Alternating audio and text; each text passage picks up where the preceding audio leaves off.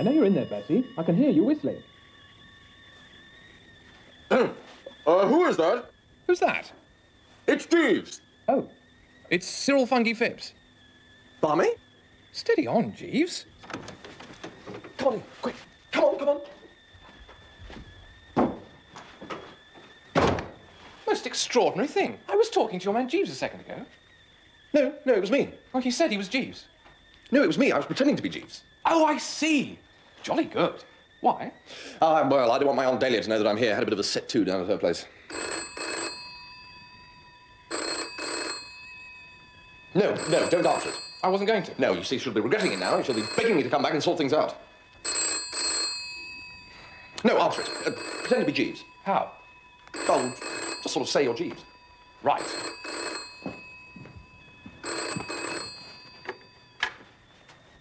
Mr. Wooster's residence? Where is Mr. Wooster? He's not at home, sir. I'm Jeeves. What do you mean, you think not? Oh. Who was it? Jeeves. Oh. Where was it? Just round the corner.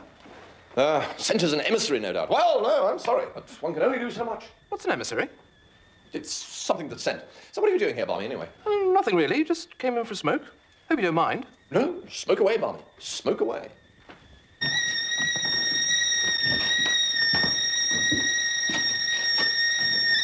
Go.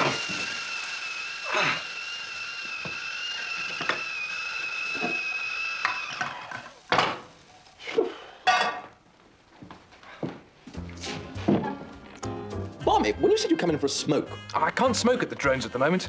It's awfully pros, you see. We've got to bet on how long we can go without smoking. My doctor says it's better for me anyway. Good morning, Mr. Funky Phipps. Morning, Jeeves. Mr. Wooster? Morning, Jeeves. I'm just making some tea. Really, sir? Perhaps I could be... No, I may as well do it now that I've started. No, I've got quite used to looking after myself. It's surprising, is it not, sir, how much one can assimilate in a day? Now, Jeeves, it says here it's best to use soft water, but that after boiling it may again become hard. Well, I mean, that's ice, isn't it? And it says here that yes, that's right, 1 teaspoonful per person and 1 for the pot. Well, I mean, what does the pot give one? If you'll allow me, sir. Cup of tea, Barmy? Love one.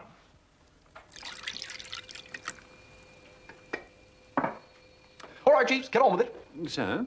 It is obvious to the meanest intelligence, Jeeves, that you have been dispatched here by my esteemed Aunt Dahlia to plead with me to come back to Brinkley.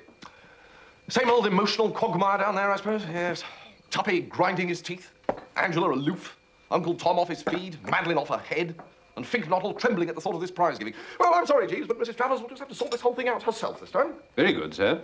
I was, in fact, sent to try to persuade Monsieur Anatole to return, sir. Anatole the cook, Jeeves? Yes, sir. What? Not to persuade me back to Brinkley to restore peace and harmony to the inhabitants? Mrs. Travers made no mention of it, sir. Well, of all the nerve, Jeeves. And this is what they call gratitude, is it? I really couldn't say, sir. Well, I don't think I'm going too far, Jeeves, when I say that this just about takes the giddy biscuit. Very good, sir. Well, I shall return to Brinkley instanter, Jeeves, and give the whole bunch of them a good talking to, starting with that idiot Tuppy. If you want to try the Turkish, they're in the silver box. Oh, righto, Bertie. Jumper. Cheerio.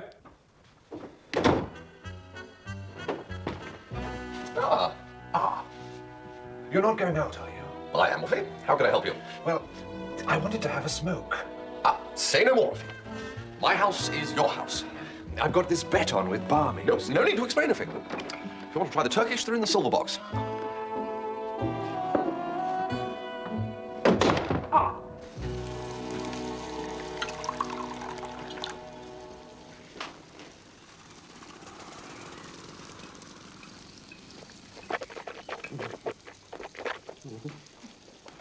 Am I not somebody, Mr. Jeeves? Undoubtedly, Monsieur Anatole. Then why they are making against me like bad peoples? Delicious velouté au fleur de courgette.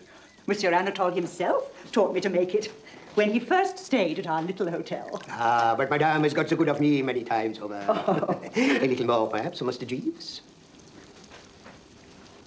We have a duty to look after our ladies and gentlemen, Monsieur Anatole. Look after? Am I the nursey? Am I the Nancy for the kiddies? No. This is not kiddies. No, no, no, no, no.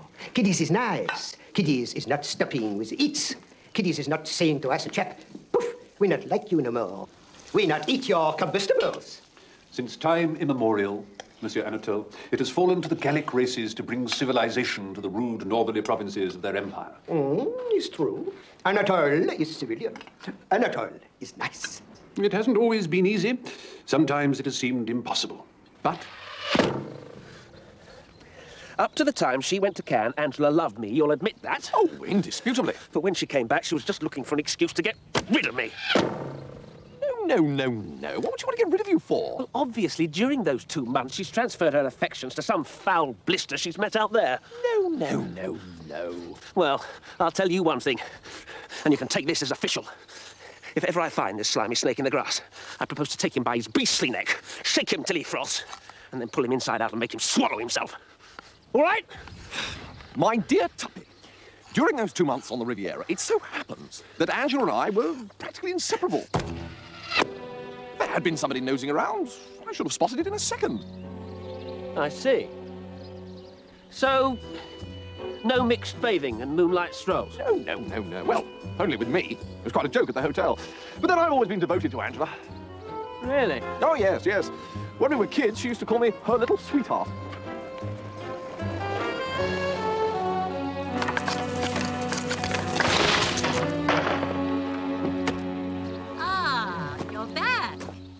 You're back. Welcome, Monsieur Anatole. We have no more stopping with eating, I think, huh? I get my bagage. Jeeves, I can never thank you sufficiently, never. You've saved my husband's digestion. What I want, Dahlia? I didn't know that your master was back, Jeeves. Has he no mercy? Jeeves, suppose that you were strolling through the illimitable jungle, and you happen to meet a tiger cub. The contingency is a remote one, sir. Never mind. Let us suppose it. Very good, sir. Let us now suppose that you biffed that tiger cub. And let us further suppose that word reached its mother that you've done so. Now, what would you expect the attitude of that mother to be? In the circumstances, I should anticipate a certain show of disapprobation, sir. Yes, very good, Jeeves. Very well put. Now, let us suppose that recently there'd been some little coolness between the tiger cub and the tigress. I don't know, for a day or two perhaps they'd not been on speaking terms. Now, do you think this would make any difference to the vim with which the latter would leap to the former's aid? No, sir. No. Well, here then, in brief, is my plan. I will draw my cousin Angela to one side to a secluded spot and I shall roast Tuppy properly. Roast, sir? Disparage, knock, decry, denounce. I shall be very terse about Tuppy, giving it as my opinion that in all the essentials, he is more akin to a warthog than an ex-member of a fine old school. And what will ensue? What indeed, sir? No, that was one of those, what's it questions? Rhetorical, sir? Right, yes. Now, hearing him attacked, my cousin Angela's heart will become as sick as mud. The maternal tigress in her will awaken. And no matter what differences they may have had, she will remember only that he is the man she loves and she will leap to his defense. And from there to falling into his arms is but a step. So, how do you react to that, Jeeves? The idea is an ingenious one, sir. Well, we Woosters are ingenious, noted for it. And if one thing gives us the pip, it's the sight of 2 loving hearts being estranged. I can readily appreciate it, sir. Now, I'm not speaking without knowledge of the form book, you know, on this one. I've tested this theory. Indeed, sir. Oh, yes. And it works. I was standing on Eden Rock in Antibes last month, and a girl I know slightly pointed to this fellow diving into the water and asked me if I didn't think that his legs were about the silliest-looking pair of props ever issued to a human being. Well, I agreed that indeed they were, and for perhaps a couple of minutes, I was extraordinarily witty and satirical about this bird's underpinnings. And guess what happened next? I am agog to learn, sir. A cyclone is what happened next, Jeeves, emanating from this girl. She started on my own legs, saying that they weren't much to write home about, and then she moved on to dissect my manners, morals, intellect, general physique, and method of eating asparagus. By the time she'd finished, the best that could be said about poor old Bertram was that, so far as was known, he hadn't actually burnt down an orphanage. The most illuminating stories, then. No, Jeeves. You haven't had the payoff yet.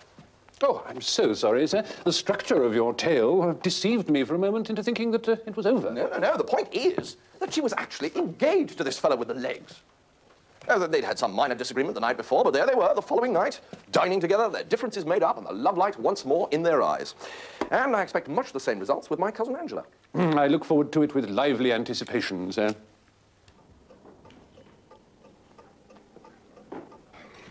Care for a saunter, Angela, old girl? Love to, Bertie, darling. Good. Tom's listening to the news. I have much to say that's not for the public ear.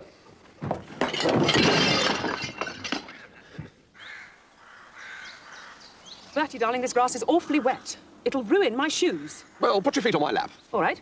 You can tickle my ankles. Right. Now, Angela, what about you and Tuppy? Is it true what I hear, that the wedding bells are not going to ring out? Yes, Definitely over, eh? definitely. Well, if you want my opinion, it's a bit of goose for you, old girl. It's a mystery to me how you stood this gloss up for so long. Is that an animal in the bush over there, Bertie? It sort of rustled. Yeah, it's probably a weasel or something. No, taken all in all, this glossop ranks very low down among the wines and spirits. Frightful oik. I always thought you were such friends. What, friend? No, absolutely not, no. One was civil, of course, but in addition to looking like one of those things that come out of hollow trees, he's universally acknowledged to be a dumb brick of the first water. No soul, no conversation, nothing. Yes. Yes, you're quite right. Eh?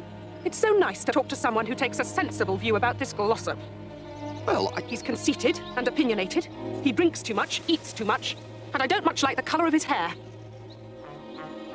I'm going in. Goodbye, Bertie. So! Ah, Tuppy, old chap. So! Been here long? Long enough. And in about 2 seconds, I'm going to kick your spine up to the top of your head. Yes, I think I know what's on your mind, Tuppy. If you were in those bushes during the conversation with the recent Angela... I was. You were, right, good. Yes, well, we won't go into the ethics of the thing. Eavesdropping, some people might call it, a bit un-English, Tuppy, I think you must admit. I'm Scots. Really? I didn't know that. I'm going to kick you. No, Tuppy, it was a plan. What are you talking about? Well, if it wasn't a plan, why would I knock you to Angela? Because you're in love with her yourself. I rest my case. What? No! Someone stole her from me in Cannes. You told me yourself she was with you all the time and hardly spoke to anybody else. Now, Tuppy, look, you've got this all wrong, and I can prove it. During that sojourn in Cannes, my affections were engaged elsewhere. What? My affections engaged elsewhere during that sojourn. Well, who was she?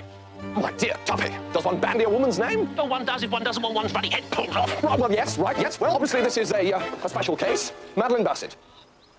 You're in love with that weird gourd helper's Bassett? Well, I don't think you should call her a weird gourd helper, Tuppy. Odd in some of her views, perhaps.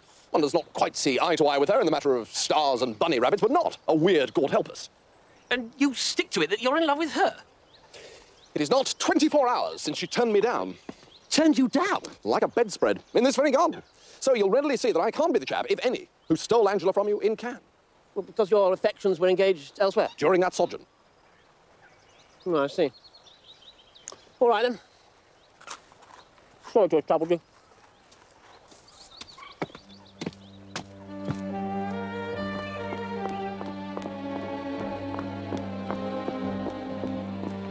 It wasn't just you. What about the things Angela said?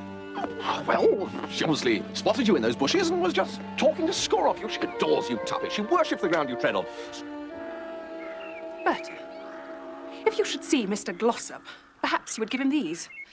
It's nearly 6 o'clock and he hasn't eaten a morsel since tea. Oh, I know. I'll put them down here. They'll be easier for him to reach. It's like leaving food out for a little animal, isn't it?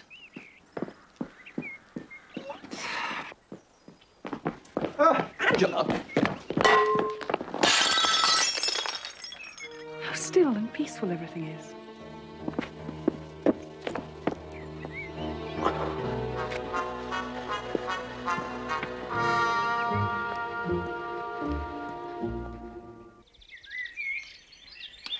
Jeeves, I have decided that Tuppy and Miss Angela will have to disentangle their own affairs.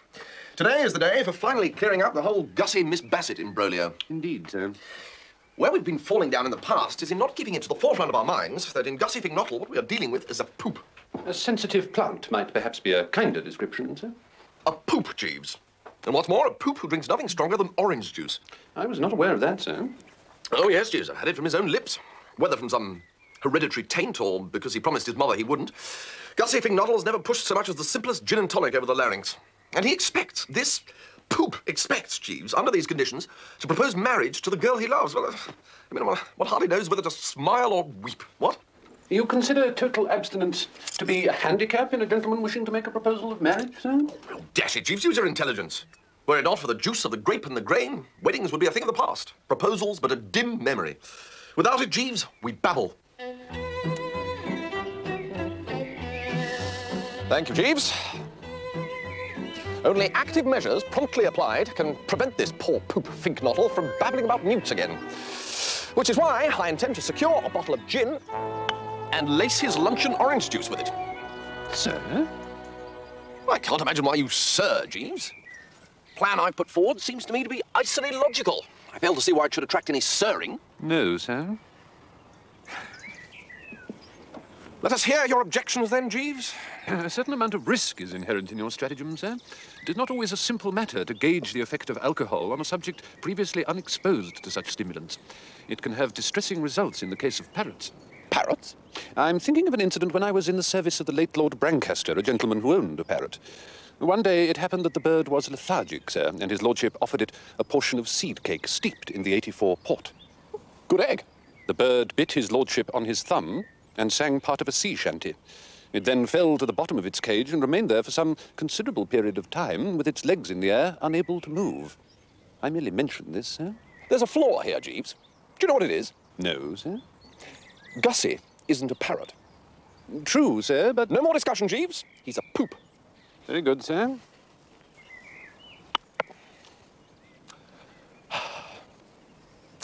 You noticed I said I was going to put this project through today, Jeeves? Why do you think I said today? Because you feel that if it were done when 'tis done, then 'twere well it were done quickly, sir? Partly, Jeeves, yes, partly. But the chief reason is that today is the day of the prize giving at Market Snodsbury Grammar School. We shall, by lacing the juice, not only embolden him to propose to Miss Bassett, but also put him so into shape that he will hold that Market Snodsbury audience spellbound. I see, sir.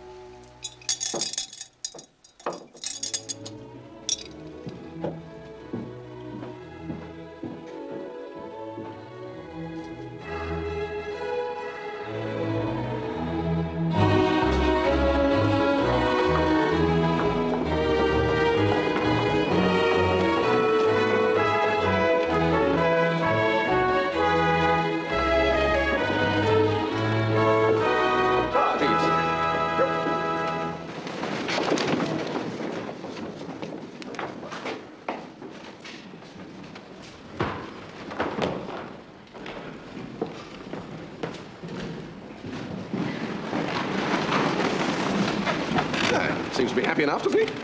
Indeed, sir, the engagement appears to have lifted his spirits quite considerably. Engagement? You're not aware that Mr. Finknottle proposed to Miss Bassett this afternoon and was accepted, sir? Well, Jeeves. Yes, sir. You see how right I was?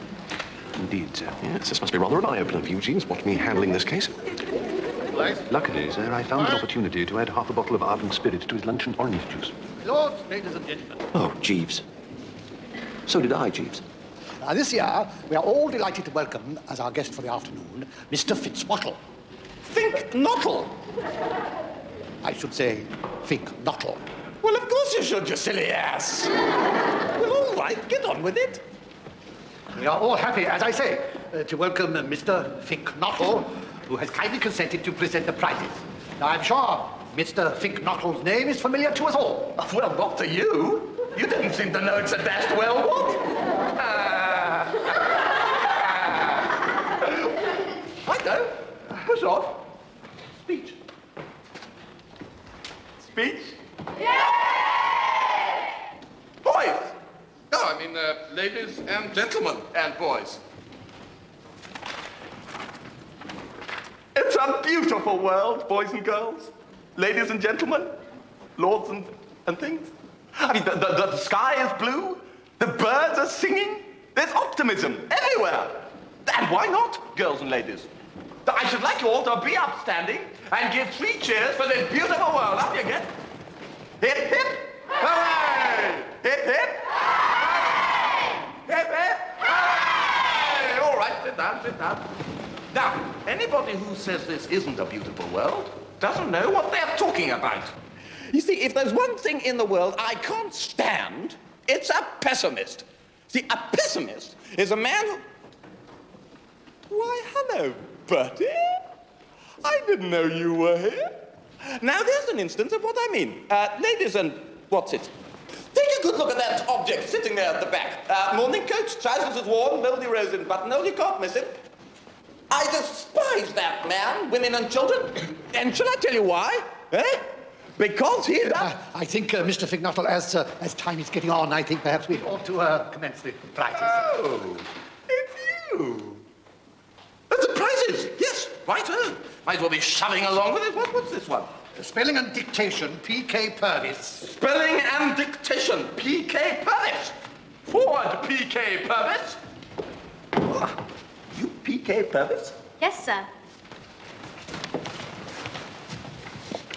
It's a beautiful world, P.K. Purvis. Yes, sir. Ah, you've noticed it, have you? Good. You married by any chance? No, sir. Get married, P.K. Purvis. It's the only life. Yes, sir. Good boy.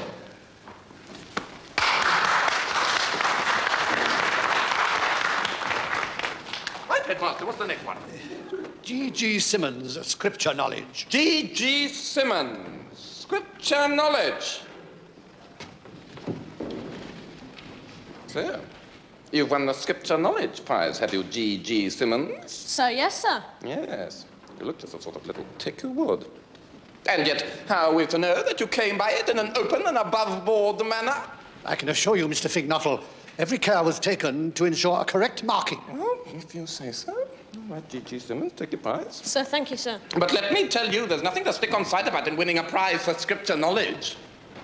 Bertie Wooster won a scripture knowledge prize, but of course Bertie frankly cheated. He succeeded in scrounging that scripture knowledge prize over the heads of better men by means of some of the rawest and most brazen swindling methods, even at a school where such things were the norm.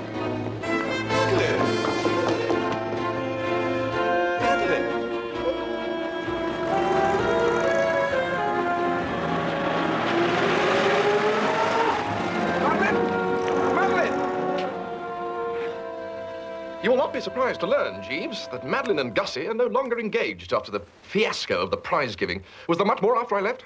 No, sir. Mr. Finknottle's inflamed cerebral condition brought about an early closure. He returned to the theme of Master G.G. Simmons and his Scripture Knowledge Prize, hinting at systematic cheating on an impressive scale. He even went so far as to suggest that Master Simmons is well known to the police. Oh, golly. Yes, sir. Not our finest hour, Jeeves. No, sir. Door, Jeeves? Yes, sir. That may be Mr. Finknottle now. Oh, it's not you. Hello, Tuppy. Mr. Glossop. If you'll excuse me, sir. You remember what I swore I'd do to the chap who stole Angela from me? Well, as nearly as I can recall, you were going to pull him inside out. And make him swallow himself, correct. Well, the programme holds good for the newt bloke. The newt bloke? Gussie? The serpent Finknottle. But Gussie loves Madeline Bassett. You can't all love this blasted Bassett. Astonishes me how anybody could love her. No, Finknottle loves Angela and she loves him. Oh, that is absurd. Absurd, is it? Well, then perhaps you'll kindly explain to me how she happens to be engaged to him. Engaged? Tubby, you could knock me down with an F. There must be some mistake. There is. The snake Finknottle's just made it.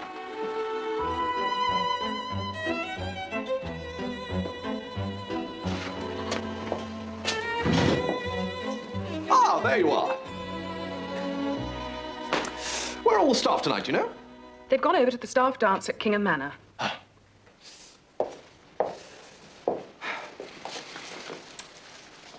So, it appears that you've gone and got engaged to the Gussie. Quite right. We're in love. Oh, come now, Angela. Gussie's a splendid chap in many ways. If If you've got a sick newt on your hands, well, Gussie's just the fellow to tell you what to do until the doctor comes. But honestly, old thing, you could fling bricks by the half hour in England's most densely populated districts without hitting one girl willing to become Mrs. Fink-Nottle without a general anaesthetic. Well, I thought it would be fun. Well, I'm surprised at you, young Angela. No wonder they say, oh, woman, woman. Who do? Well, chaps mostly.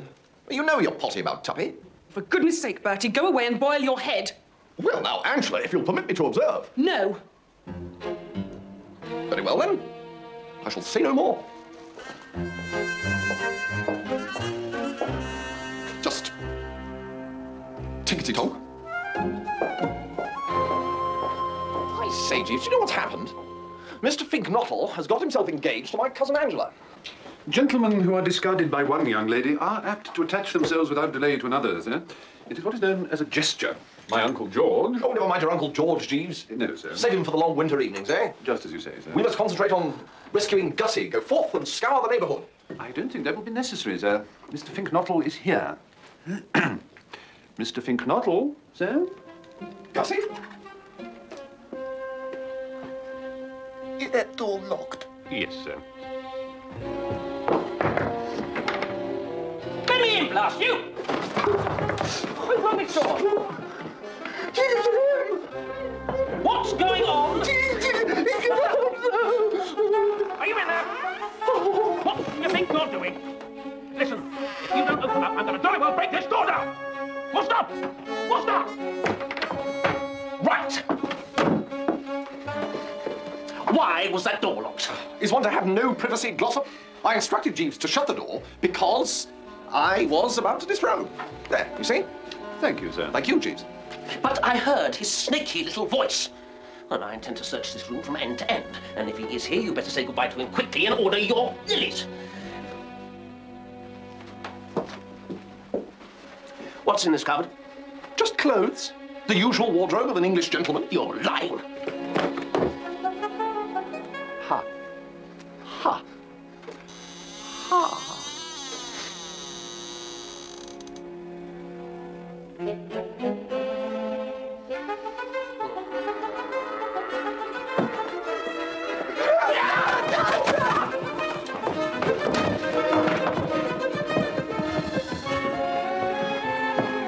Jeeves, this is all getting a bit thick. Yes, sir.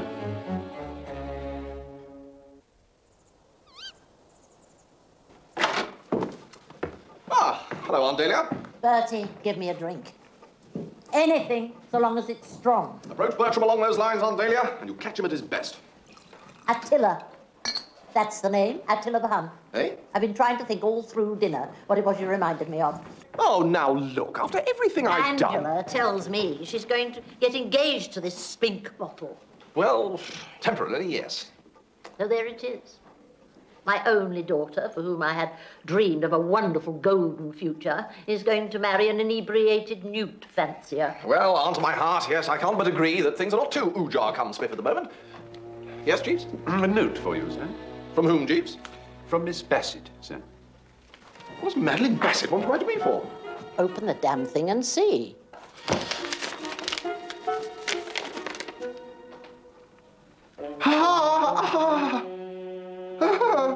Will you stop that?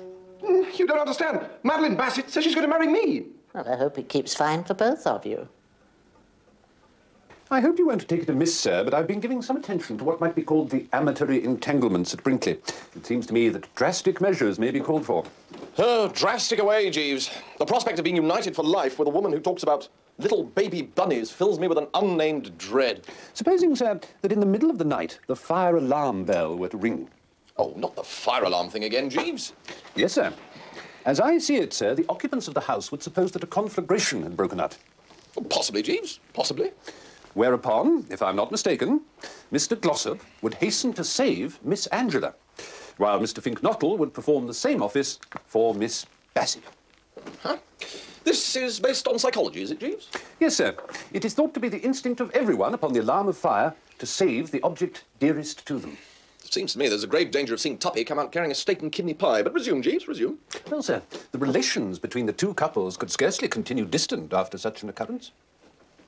Well, you may be right. I just feel that there's Great possibility for a slip-up here, Jeeves. However, I'm not in a position to cavil at even 100 to 1 shot. At what hour would you suggest bonging the bell? Not before midnight, sir. Shall I bong, or will you? I think it would be better coming from you, sir.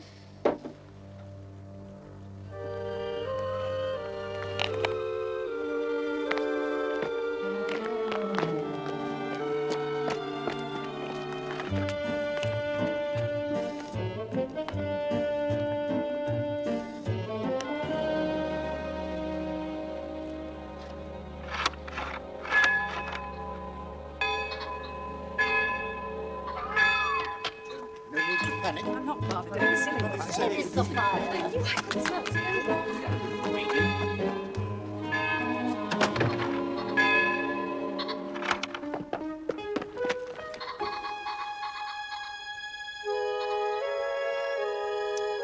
Well, Jeeves? Sir? There's no good saying, sir. Look around you. See for yourself. Your scheme has proved a bust. Certainly it would appear that matters have not arranged themselves quite as we had anticipated, sir. We, Jeeves? As I had anticipated, sir. I'm not blaming you, Jeeves, but after this, well, forgive me if I hurt your feelings, Jeeves. Certainly, sir. If you would pardon me for interrupting you, I fancy Mrs. Travers is endeavouring to attract your attention. Just step this way a moment, Attila, dear, if you don't mind. What-o, Auntie? Well, Bertie, dear, here we all are. Well, quite. It was you, dear child, who rang the fire bell, was it not? I did sort of ring it, yes. Any particular reason? I mean, did you want something, or was it just a whim? I thought there was a fire. What gave you that impression, darling? Tell Auntie Dahlia. I thought I saw flames. The front door's shut. Somebody must have shut it behind them and it's locked. Then try another door. They're all locked. We could ring the doorbell. And who would you expect to answer it, dear? The servants have all gone to the dance at Kingham, and Mr. Seppings no doubt took the key of the back door with him. We can't stop out here all blasted night, blast it. If Seppings has taken the back door key, why doesn't one of us take one of the cars, drive over to Kingham and get it from him?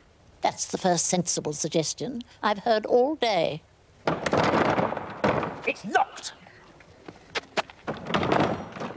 That's locked too. Well, that's absolutely wonderful. They're all locked. Did you cough, Jeeves? Yes, madam. Is it influenza, or have you got an idea? Well, forgive me, madam, but it did occur to me that perhaps one of the gentlemen might be disposed to bicycle to Kingham Manor and procure the back door key from Mr. Seppings. Jeeves, you are wonderful. Thank you, madam. Attila! Well, I haven't ridden for years. Well, you'll soon get the knack, once you've taken a toss or two. But it's miles to Kingham. 9 miles. And 9 miles back? And 9 miles back. But it's dark. What if I barge into something? I'll come a frightful cropper. Good. Very well, Aunt. So be it.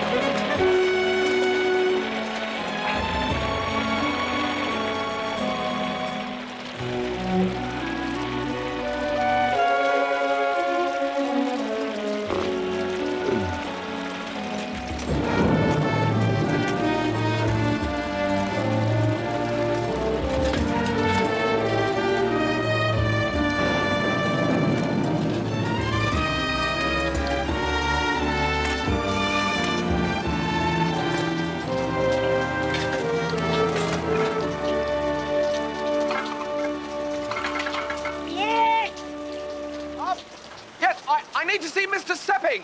They're all up at the dance. Yes, it is quite urgent, actually. I can try and telephone him with the telephone. Yes, if you would.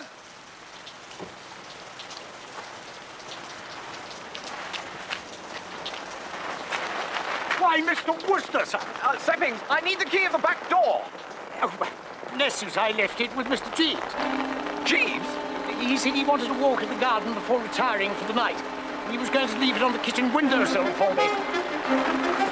Mr. Wooster!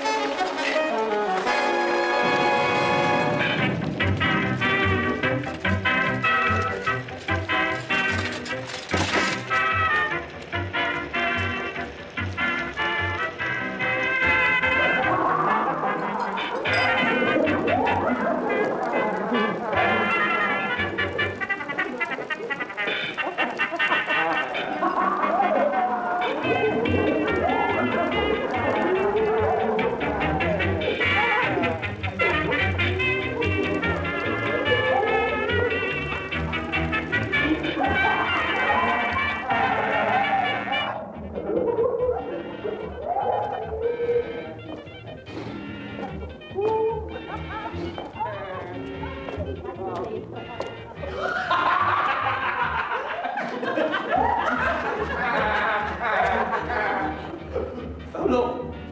He's back.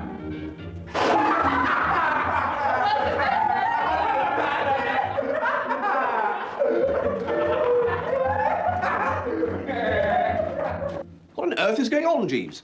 House seems positively awash with joy and laughter. It's gratifying, isn't it, sir? Oh, come now, Jeeves. I fear I've not been entirely frank with you regarding the fire bells. I never anticipated that it would of itself produce the desired results. I'd intended it merely as a preliminary to what I might call the main business of the evening. You gibber, Jeeves. Explain yourself. It occurred to me that were you, sir, to be established as the person responsible for the ladies and gentlemen being forced to spend the night in the garden, everybody would take so strong a dislike to you that in this common antipathy they would sooner or later come together. And such proved to be the case. After your departure on the bicycle, the various estranged parties agreed so heartily in their abuse of you that the ice was broken.